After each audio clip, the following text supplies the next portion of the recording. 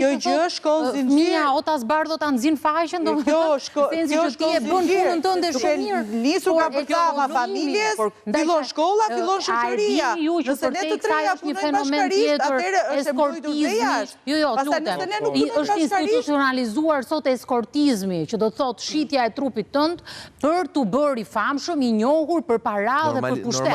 Kjo është normalizuar totalisht. Dhe për më tepër që ti nëse do i ke edhe në katalog. Do me thënë, hap katalogun dhe zgjedh. Dhe vulnerabiliteti po, por familja që jeton në rrethe dhe fëmijës ja ka bërë me dije, e ka edukuar etj. Nuk e din që fëmia këtu i rrjedhoje e rrethanave, kushteve ekonomike janë baza. Ne diskutojmë, ne dim shumë mirë se jetojmë në kryeqytet dhe dim shumë mirë çfarë mund të bëjë një adoleshent, çfarë mund të bëjë një vajzë më e rritur apo një djalë më i rritur. Dhe janë vinë nga rrethet, vinë nga familje vulnerabël, mund vinë nga zonat rurale dhe vinë në kryeqytet dhe i ke një ndër të parë që kanë këtë që ne sapo diskutuam. Dhe pse? Më thuaj pse? Kemi hedhur shumë ekonomike mizerabël. Është kulturat e të rinjve sot është të bëhemi të pasur brenda natës. Nuk janë të edukuar që ti do të arrish këtë me punë, me sakrificë, të duhet një dekadë shkosh te qëllimi jot, në mbajtjen e kapaciteteve të pasurisë. Nuk është mos ta lëmë këtë vetëm te prindrit. Ose ajo vajzë. Rrjetet sociale kanë shkollohen, duhet të arsimojnë, duhet të punojnë për të arritur. Vlerësuar rolin e shkollës, totalisht. Kam përshtypjen për shkurt, po flasim edhe pak për këto rolin e negativ të elitave, cilat, këto problemet, temi prostitucioni nuk është një profesion i ri, është për fat keq profesion i vjetër, sa njerëzim, ashtu edhe i menaxherit, i timpit. Problemi është tek normalizimi i kësaj gjëje dhe fakti që ti mund të bësh gjithçka dhe t'ja hedhësh pa të hyrë gjem në këmbë. Mendoj që kjo është gjëja më e rëndë dhe temi mesazhi më i keq që vjen nga dosjet e EPSA. Po për këto më njëherë pas publicitetit.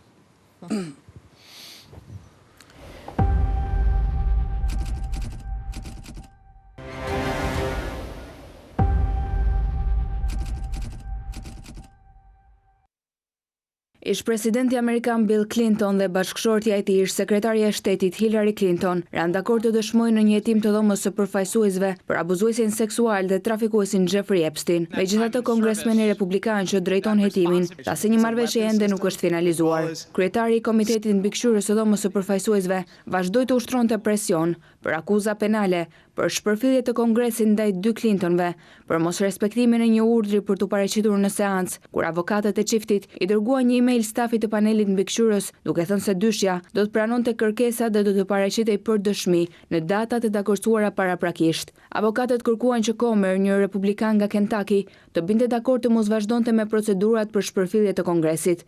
Megjithatë, Comer tha se nuk do i tërheqë menjëherë akuzat, të cilat do të mbartin kërcënimin e një gjobe të konsiderueshme dhe madje edhe burgosje, nëse miratoheshin nga dhoma e përfaqësuesve dhe ndiqeshin penalisht me sukses nga Departamenti i Drejtësisë. Ndërsa Comer dhe familja Clinton negociuan mbi kushtet e dëshmive, Komiteti i Rregullave të dhomës së përfaqësuesve shtyu çuarjen përpara të çështjes së mosrespektimit të rezolutave të Kongresit. Ish presidenti dhe ish sekretarja e shtetit i kishin rezistuar thirrjeve për dëshmi për muaj të tërë, pasi paneli mbikëqyrës i thirri në gusht, ndërsa hapi një hetim ndaj Epstein dhe bashkëpunëtorëve të tij. Komiteti mbikëqyrës i kontrolluar nga republikanët ngriti akuza penale për shpërfillje të Kongresit muajin e kaluar. 9 nga 21 demokratët e komitetit ju bashkuan republikanëve në mbështetje të akuzave kundër Bill Clinton, ndërsa argumentuan për transparencë të plotë në hetimin ndaj Epstein. 3 demokratë gjithashtu mbështetën ngritjen e akuzave kundër Hillary Clinton. Marrëdhënia e Bill Clinton me Epstein është rikthyer në qendër të vëmendjes pas publikimit të një pjese të dosjeve në lidhje me pedofilin që i dha fund jetës në burg. Clinton kishte një marrëdhënie të dokumentuar mirë me Epstein në fund të viteve 90 dhe në fillim të viteve 2000. Megjithatë, ai nuk është akuzuar për shkelje në ndërveprimet e tij me financierin. Clinton ka mbetur shumë kritik ndaj vendimit të Comer, duke thënë se ai po e ndjek hetimin politikisht, ndërsa nuk po mban përgjegjëse administratën e Donald Trump për vonesat në publikimin e dosjeve që Departamenti i Drejtësisë ka për Jeffrey Epstein.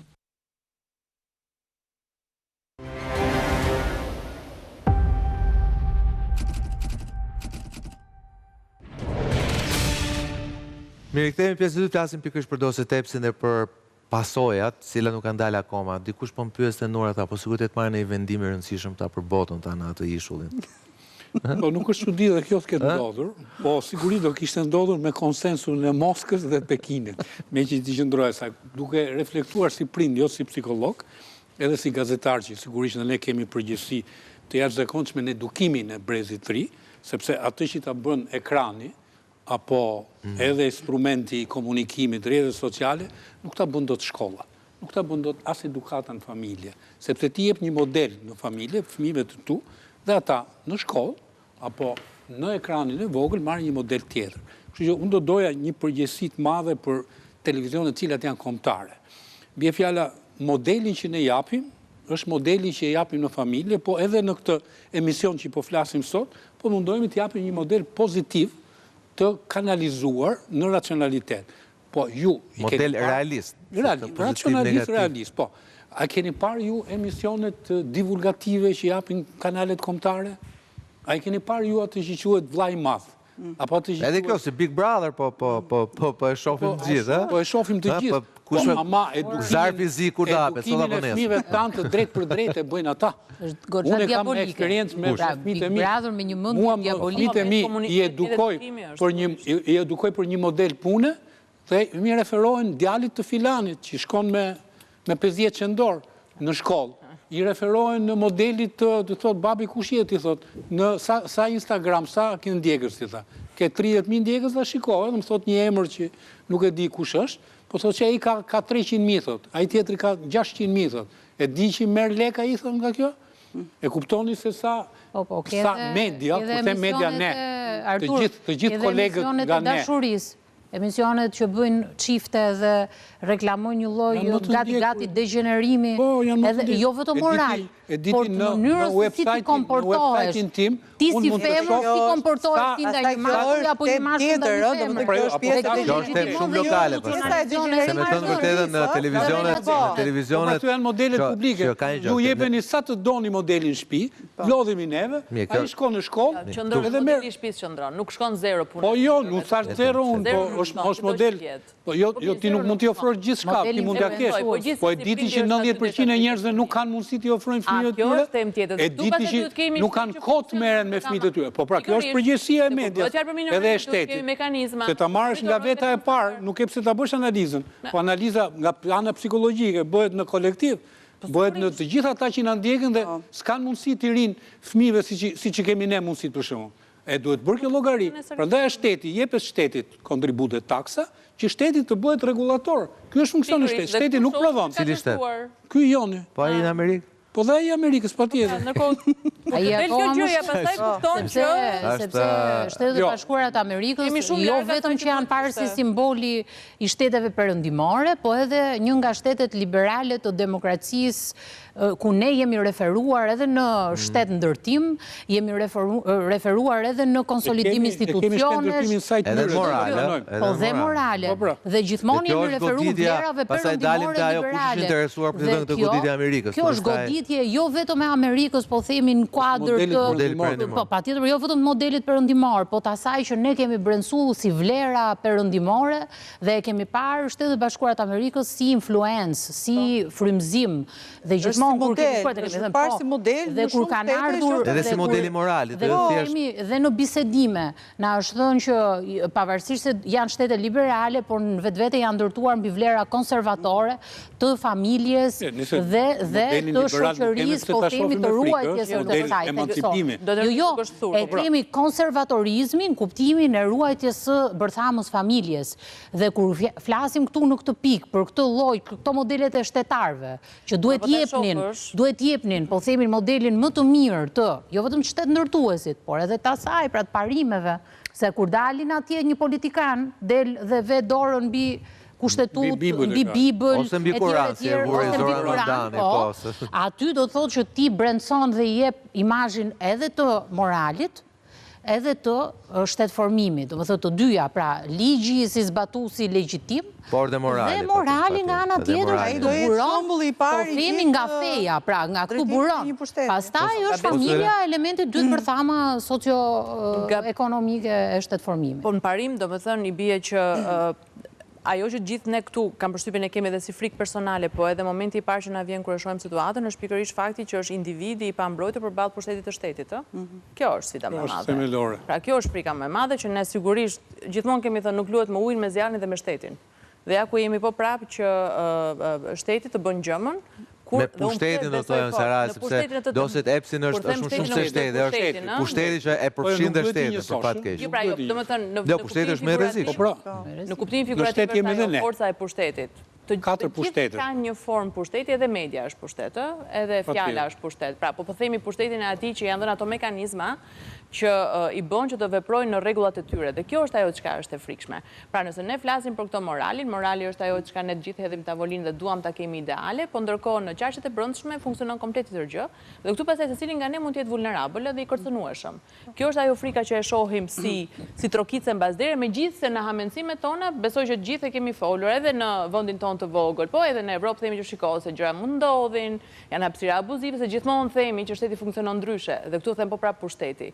Pra, ndryshe për njeriun e zakonshëm dhe ndryshe për pushtetarin. Njëjti rregull është në parim.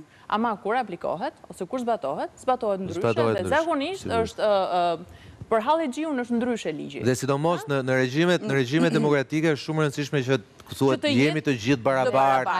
Ai fenomen ja ku na rezulton që ai fenomen që u evidentua në një farë mënyrë është drejtësia selektive. Dhe dalim tek kjo pikë. Dhe drejtësia selektive do të thotë që drejtësia asnjëherë nuk ka funksionuar mbe parimet e drejtësisë, të asaj peshore së famshme që ne kemi parë. Por ka funksionuar në bazë të fuqisë, të forcës dhe në filozofinë e lashtë, evidentohet dhe thuhet që pushteti është i bazuar në fuqi, në forcë. Ai që ka më shumë pushtet, ai që ka më shumë fuqi, ai do të prevalojë kur vjen fjala për drejtësi dhe ne kemi parë në momente të caktuara që kjo ka prevaluar, por është pikpyetja shumë e madhe këtu, makiavelizmi. Ne gjithmonë e kemi trajtuar edhe në politikë dhe në shkenca politike, a duhet jetë politika e udhëhequr nga makiavelizmi, që do të thotë ti të bësh gjithçka, pra çdo mjet justifikon arritjen e qëllimit. Duke shkelur me gjithçka mjafton të arrish aty ku do të arrish. Dhe demokracitë më të konsoliduara që janë përpjekur të dalin nga kjo graska, kanë rënë në graskën e makiavelizmit, sepse pushteti është në vetvete egoja e njeriut e pafundme dhe individi i ndodhur përballë egos vet, ku ka para, por donë më shumë para, ka pushtet, donë më shumë pushtet. Arrin gjithë shka dhe pastaj do të eksploroj zonat.